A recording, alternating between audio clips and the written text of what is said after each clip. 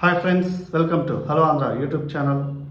నెల్లూరు జిల్లా ఉదయగిరి నియోజకవర్గంలో నిన్నమన్నటి వరకు హోరాహోరీగా ఉన్నటువంటి ఎన్నికల వాతావరణం ఒక్కసారిగా మారిపోయింది. దీనికి ప్రధాన కారణం AP police housing corporation chairman, మాజీ జెడ్పీటీసీ మెట్టుకూరి చిరంజీవి రెడ్డి వైఎస్ఆర్సీపీని వదిలి తెలుగుదేశం పార్టీలో జాయిన్ అవడం.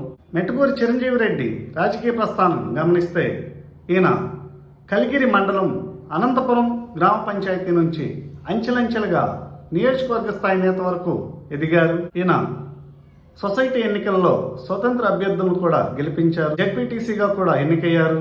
2012-13 సంవత్సరాల కాలంలో సొంత పార్టీ రాజన్న దళం అనే పార్టీ కూడా కొన్ని రోజులు నడిపారు. 2014 ఎన్నికలకు ముందు ఉదయగిరి నియోజకవర్గంలో బొల్లినేని రామారావు గెలుపుకి కృషి చేశారు. ఆ తర్వాత 2019 ఎన్నికలకు ముందు వైఎస్ఆర్సీపీలో జాయిన్ అవడం జరిగింది.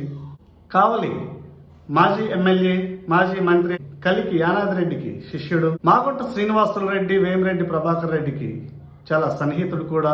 ఈ క్రమంలోనే ఈయన వైఎస్ఆర్సీపీ నుంచి తెలుగుదేశంలోకి మారారు అనే చర్చ కూడా జరుగుతోంది.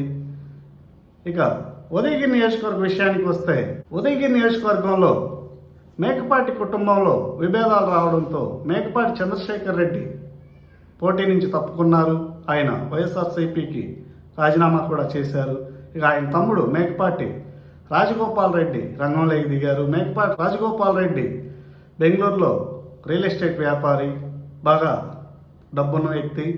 ఇక తెలుగుదేశం పార్టీ నుంచి ఎన్ఆర్ఐ అయినటువంటి కాకర్ల సురేష్ పోటీలో నిల్చున్నారు. కాకర్ల సురేష్ గత 10 సంవత్సరాల నుంచి కూడా నియోజకవర్గంలో సేవా కార్యక్రమాలతో గుర్తింపు తెచ్చుకున్నారు. ఇక్కడ ఉదయగిరి నియోజకవర్గంలో 2,31,000 ఓటర్లు ఉన్నారు. 8 మండలాలతో ఉదయగిరి నియోజకవర్గం అతిపెద్ద నియోజకవర్గం. ఈ నియోజకవర్గంలో 4 మండలాల్లో తెలుగుదేశం పార్టీకి ఆధిక్యం, 4 మండలాల్లో వైఎస్ఆర్సీపీకి ఆధిక్యం ఉంది.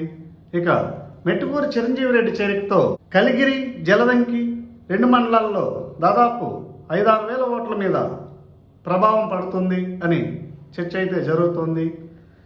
ఈ ఉదయగిరి నియోజకవర్గం గురించి గ్రౌండ్ రియాలిటీ తెలిసిన వాళ్ళు మీ అభిప్రాయాలని కామెంట్స్ రూపంలో తెలియచేయండి. Thank you.